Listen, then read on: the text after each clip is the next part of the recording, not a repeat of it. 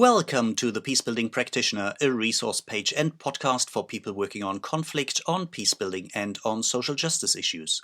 My name is Björn Eser, and I'm the founder of and shaker and maker behind the Peacebuilding Practitioner.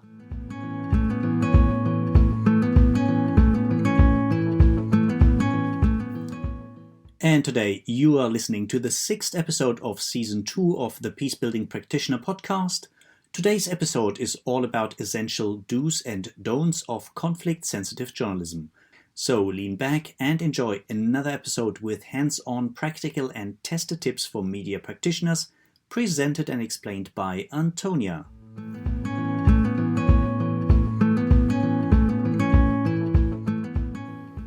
Hello fellows, welcome to another episode of our Conflict-Sensitive Journalism podcast. Over the last episodes, we explored fundamental principles that are the foundation of high-quality conflict reporting.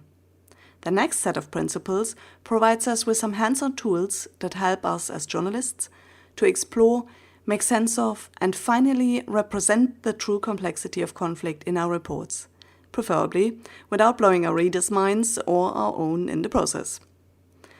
I will introduce to you 4 critical do's and don'ts of conflict-sensitive journalism. If you can keep these in mind when working on a story, you can make a big step away from oversimplifying conflicts and instead revealing the true dynamics and pattern behind the visible situation. So let's look at the first of these do's and don'ts, conflict-sensitive journalism principle 5, process-oriented instead of event-based reporting.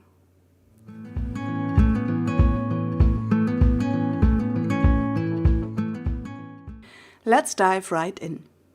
Journalism is driven by actuality. News is literally what is new. This often means, though, that we journalists have a tendency to forget quite quickly what happened yesterday, because those were, well, yesterday's news. As a result, news reporting often focuses on events as if they were happening out of the blue, or as if they were disconnected from other events. This, of course, is not very accurate. All events happen within a larger context and are part of a continuous process. This is especially true when we report on conflicts. Conflicts have history that sits as a rich and often painful backdrop behind everything that is happening right now.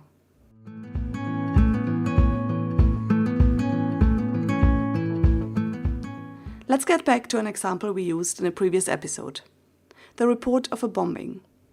Whenever a bomb explodes somewhere, the media reporting tends to show the same pattern. Journalists describe all the W's and an H, the what, where, when, who, and how of the event. The site is described in more or less detail, the number of deaths and injured is counted, and immediate reactions of officials are broadcasted. This is what we describe as event-oriented reporting. Event-oriented reporting focuses on the immediate event, but mostly ignores the event's context. By ignoring past events that have led to this moment, such reporting only allows events to be explained by the immediate happenings. The fundamental question, why has it happened, is often only explained superficially or remains unanswered. When a violent event isn't fully explained, when the reason why it happened is only explored superficially, this oversimplifies and leads the reader to draw wrong conclusions. In the example of a bombing, the result is that the audience doesn't understand the causes of violence, but is directed against the perpetrators. The report fuels hate, anger, and is focused on blame. Underlying root causes are mostly ignored. Conflict-sensitive journalism requires reporting to be process-oriented instead of just event-based. Process-oriented reporting means we do not look at a story in a narrow frame. Instead, we include the history of events, the context, circumstances, and conditions. For example, a suicide bomber might have been driven into extremist ideologies by dire and desperate living conditions, discrimination and marginalization, the loss of loved ones through security forces, militias, etc. Lacking any prospect or hope for the future, they turn to the only option they see to make an impact: kill themselves for a cause. If we can identify what conditions have driven the perpetrators to commit horrible acts of violence, we present the larger picture, which allows the reader to understand why an event happened. And when conflict parties understand the driving forces behind violence, these forces or root causes can be addressed.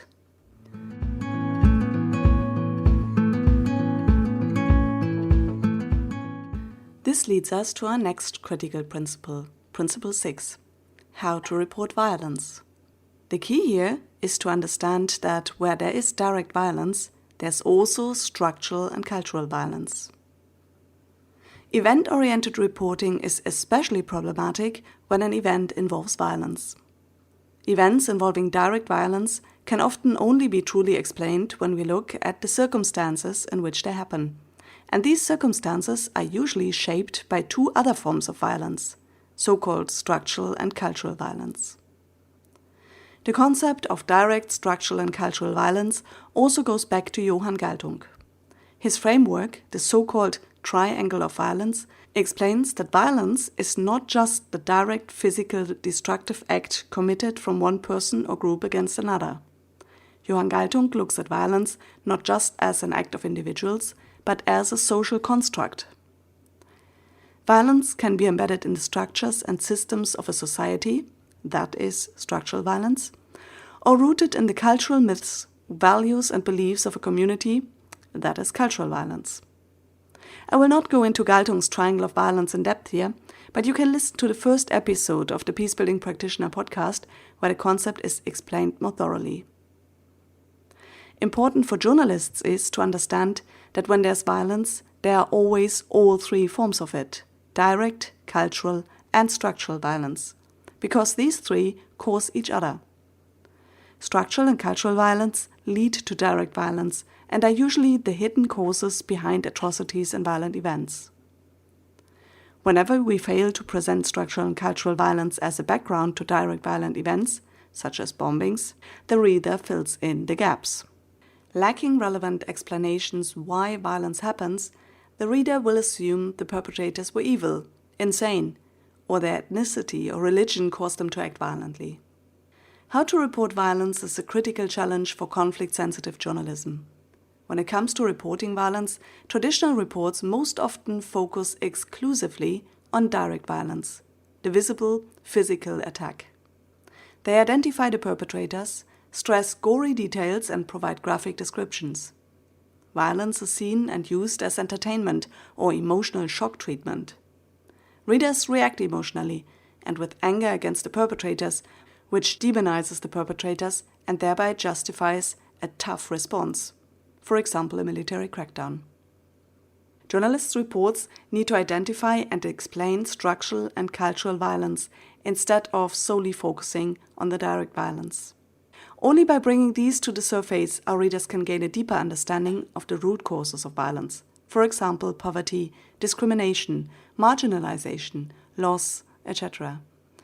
Understanding these conditions does not serve as justification for violence, but allows the reader to recognize the real problem.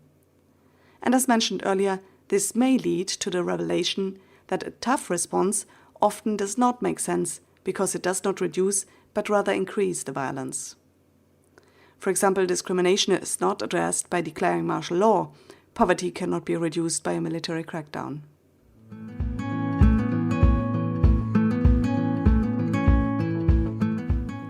Exploring what motivates conflict parties and even drives them into violent action is a core task of conflict journalism. And that leads us to our next principle. Principle number 7, exploring interests behind positions. When journalists report about conflicts, a significant amount of the reporting is focused on interviews with leaders and politicians. These interviewees give us their carefully phrased statements designed to support their particular claims and demands and discredit their so-called enemies. War has become the battlefield of PR agencies. Journalists, in their reports, usually focus on what the parties say what they want. These are the positions of the conflict parties. Positions are often mutually exclusive. Only one party can have the land, the money, and so on, because they're designed to enforce a party's demands. If we focus on mutually exclusive positions, the only way for a party to get what they want is to win. In such a logic, victory or defeat are the only possible outcomes. Since defeat is unacceptable, this leads to increasing competition between parties and an escalation of the conflict. Collaboration is not possible, and the best possible outcome is a settlement based on a compromise, which is, however, still a win-lose outcome. The concept of mutually exclusive wants is stressed by two-party geometry, which we talked about earlier, and builds up the logic of a zero-sum game, in which each gain for one side is automatically considered a loss for the other side. Conflict-sensitive journalism requires us to see beyond these positions and identify what the conflict parties really want, their interests and needs. The desires of stakeholders in a conflict situation are multi-layered, pretty much like an onion. The outer layer represents the positions, the demands parties openly express, packaged to strengthen and justify their claim. For example, the land is mine, it has to be given back to me because I have the written land title. Behind those positions, however, are interests. Interests describe what the parties really want. For example, a safe, cheap and beautiful place to bring up children and enjoy retirement. Interests are built on the parties' needs. Those needs could be safety, income, or comfort. Needs are fundamental and drive the parties' actions. Interests and needs are not necessarily mutually exclusive. Therefore, all parties can achieve their interests without the other party having to pay, which is described with the term positive sum game. If we as journalists manage to look behind the positions and identify stakeholders' underlying interests and needs, this opens up room for mutual understanding and at some point, hopefully, collaboration. This, however, is very difficult, if not impossible, when our reports only focus on elite sources that are highly attuned to political statements, which leads us to our next and last principle in this episode.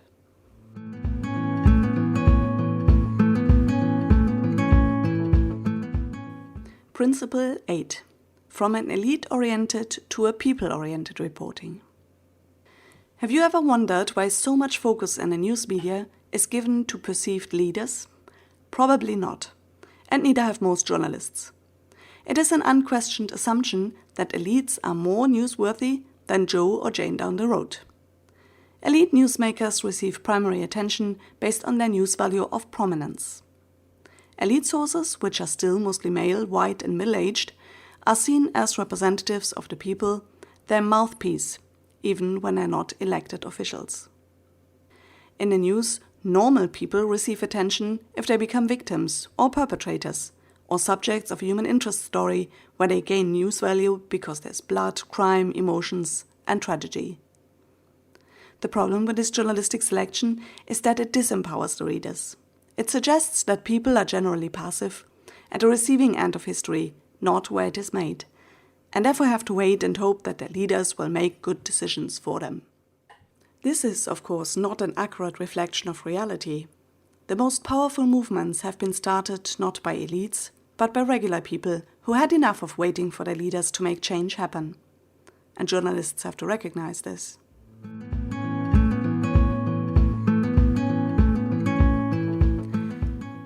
In conflict-sensitive journalism, news value is seen through the lens of relevance. Elite newsmakers receive attention if their statements have impact on and are therefore relevant to the story, and so do non-elite sources and newsmakers.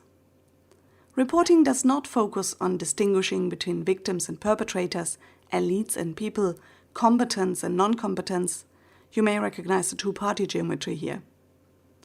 Instead, conflict-sensitive journalism looks at each stakeholder and person individually, humanizing all involved, aiming at understanding their perspective, identifying their interests and needs. Each group is given the chance to speak for themselves. For example, a group of farmers is represented by a farmer and not by the local mayor or a charity worker. This includes men, women, and everyone in between, the aged, children, pretty much everyone. Relevant and balanced journalism defines the value of a source or statement solely by the relevance of that respective group, person, or opinion for the story. Reporting is geared towards integrating a variety of perspectives. The reporter does not decide to either report elite perspectives or people perspectives, but aims to include both, presented by various stakeholders.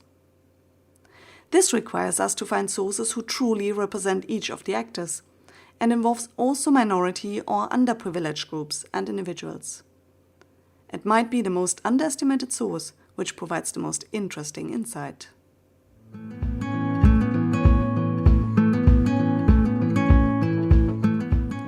So let's summarize all this. In this episode, we have explored 4 more very practical principles of conflict-sensitive journalism. First, Principle 5.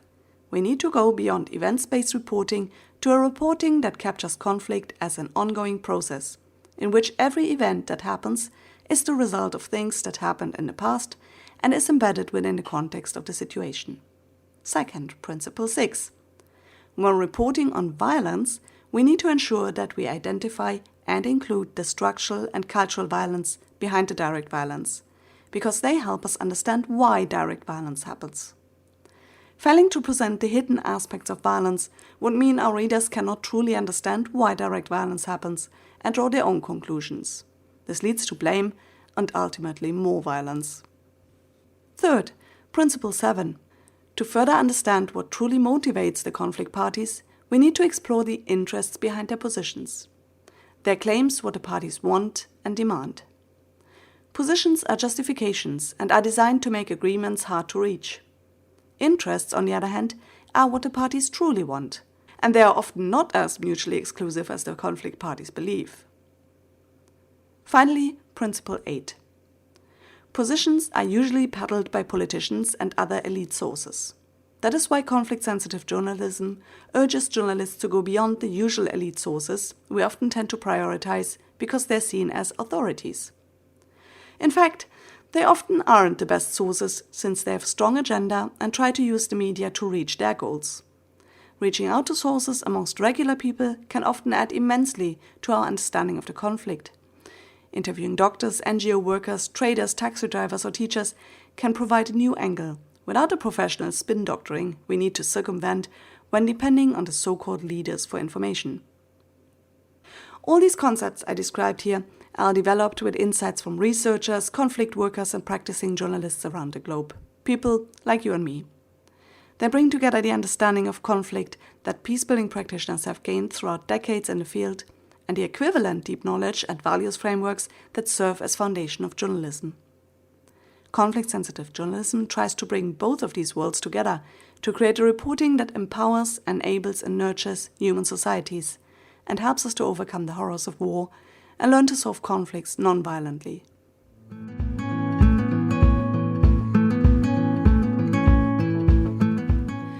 I will take a break here and continue this list of critical shifts in journalism reporting in our next episode. Meanwhile, I leave you to relate these concepts to your own experiences working in conflict or in journalism. Think it through, test all I've been talking about against your own observations and then join me again for our next episode.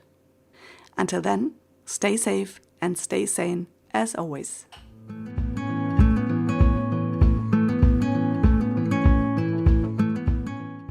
So much for today. I hope you enjoyed today's episode. Make sure you hit the subscribe button so you won't miss out on any of the future episodes.